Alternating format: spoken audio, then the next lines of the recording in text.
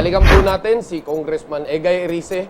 Narinig po natin yung medyo maanghang na salitang traitor. Paano nyo ho nasabing traitor? Ano hong meron? Noong Alam mo, June medyo 12, mabigat na to. Noong June 12, sabi ni Vice President Binay kay ERAP sa Luneta, nung nagtaas sila ng bandera, sabi niya, walang iwanan ang oposisyon.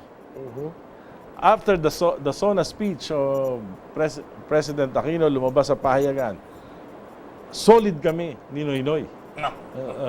Pagkatapos noon, sumunod na spin, sabi niya, ako ay sinusuportahan ng Presidential Sisters.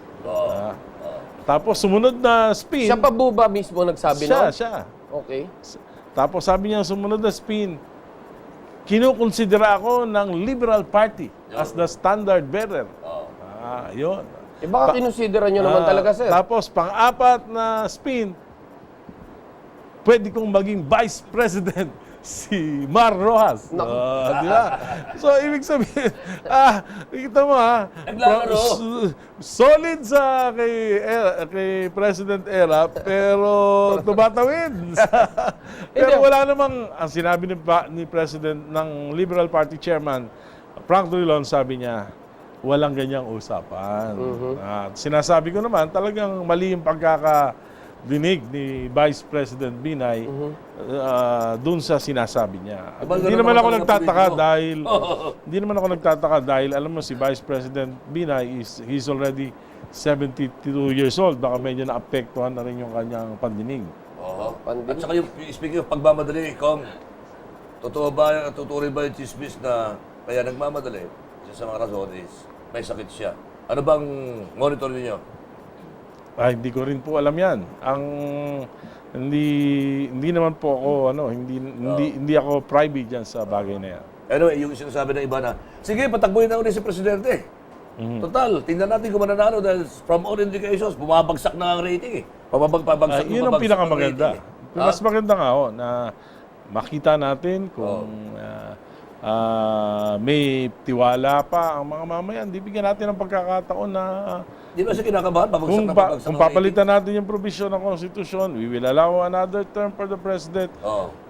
Iraratify pa naman itong ng tao, ikukonsulta naman sa tao kung gusto nilang balitan yung provision na yun ng Constitution. Pagka nanalo, dadaan pa rin sa halalan ng ating Pangulo. So, tsa-tsa na tayo. Ito ay isang Desidido na po tayo isang proseso ng demokratikong proseso na makatutulong tingin ko sa ating bayan. So, tsa-tsa na tayo. Yan na ba yun? Yung mga particular provisions na yun. Desidido na ang Kongreso. So, yung mga kaalyado Hindi ng ko pa po Pangulo. alam. Ako pa lang yun. Ikaw pa lang. Isa pa lang pala magtsatsa. So, ilan pa ba ang kailangan magtsatsa sa Kailangan Kongreso? po ay makakuha ng 2/3 vote sa House, ganun din sa Senado, at pagkatapos noon ay kinakailangan pa ng isang plebisito. Pero ano ang body language ng ating Pangulong Noynoy? Hindi ko po alam, basta sinasabi niya bukas siya sa pagbabago para ma-preserve yung legacy ng kanyang Tuwid na Daan program. Tinawagan kayo? Hindi po. At hindi yan sinabi, Kong, itigil mo na yan. Wala po. Ibang body language to. Mukhang tuloy-tuloy ang tsa-tsa Kasi natin naman dito. po, sa Liberal Party naman po, talagang tradisyon na namin na ang bawat isa may kalaya magpahayag at isulong kanyang mga advokasya. Okay. Si Mar Rojas, hindi naman kaya magtampo dahil ang pananaw naman namin sa kanyang body language, fight na siya. Oo naman. Hindi po, patingin ko si Secretary Mar Rojas po, hindi po nakakampanya. Secretary Mar Rojas po ay nagtatrabaho lang sa DILG, sumusuporta sa ating Pangulo. At kung ano po yung makakaganda sa ating bansa, palagay ko po, handa siyang Ang sumuporta. palagay ko, magtatampo dyan si Ate Corina Sanchez, si Ate Coring. Sabi niya, honey, sa pangalawang pagkakataon, magsasakripisyo ka na naman. Kasi po, Di ba? para sa amin po kasi, this is not about Mar Rojas, this is not about President Aquino, this is about the continuance of Matuwid na Daan.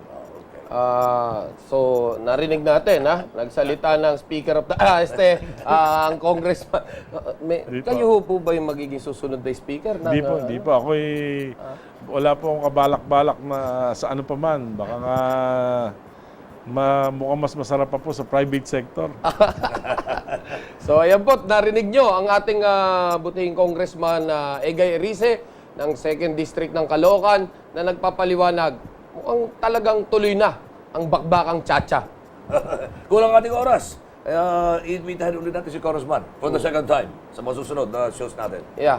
Congressman, parting words. Oho, maraming salamat po. Mahalaga po na pag-usapan natin itong issue ng pagbabago ng ilang probisyon sa saligang batas upang mabigyan natin ng pagkakataon muli ang ating Pangulo na manungkulan bilang pinuno ng ating bansa. Dahil, alam nyo, bihira yung ganitong pagkakataon na nakakatagpo tayo ng Pangulo na talaga namang matino at handang magsakripisyo at may determinasyon, may political will at hindi basta-basta ma-impluensya ng mga political interests and political forces. Tulungan po natin ang Pangulo na ipagpatuloy ang kanyang programa ng Tuwid na Daan at natitiyak ko po na madadamay po yung mga pinakamahihirap na sektor ng ating lipunan kung magtutuloy-tuloy po yung kanyang mga programa. Okay? Thank you. The next speaker. Hindi po, hindi po. Sa pangalawang termino. Hindi po, hindi po. Majority floor leader. Majority floor leader. Yeah. Ano lang po ako? Ayos na sa akin yung isang ordinaryong kinatawan ng Caloocan. Dahil gusto ko pong tulungan yung mga namumuno sa aming lungsod na talagang ayusin ang Caloocan. Yeah. Okay, maraming salamat, sir. Thank you. Thank you.